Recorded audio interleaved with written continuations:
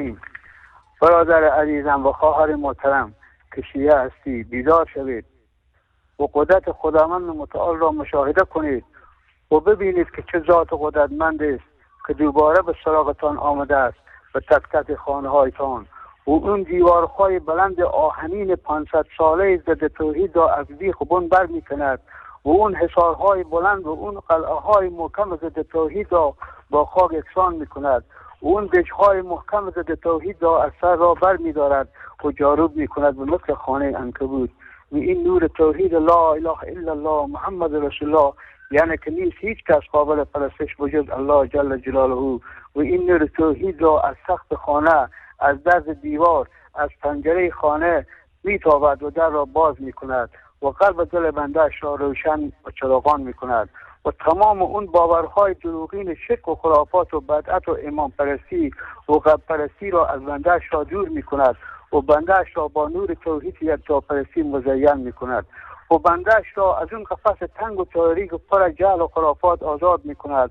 و اونجاست که بنده‌اش خود را آزاد میبیند، پر میزند، بال میزند و احساس آرامش میکند، با پروردگارش راز و نیاز میکند. اونجاست که متوجه میشود که خالقش الله، مالکش الله، حافظش الله، رازقش الله جل جلاله بوده است. اول الله، آخر الله، ظاهر الله، باطن الله، فقط لا اله الا الله. و اینجاست که آخوند رافضی خاک بر سر میریزد و میکوبد بر سر و کلش و میگوید که ای کاش یک مسجد در تهران برای اهل سنت میدادیم. بعد آخوند رافضی خود را لخت کرده قمه بر سر میزند و مشت بر سینه و داد میکشد، میگوید که ای خدا تو که همه خانه ها را مسجد کردی، در حال که خونمال است با چشم گریان می آید بر سر چای جمکران با حالت خار و ذلیل و پریشان و میگوید که ای امام زمان کی دیگه از داخل چاه بیرون می آیی؟ اون قفس های کاغذی چوبی چوخالی که ساخته بودین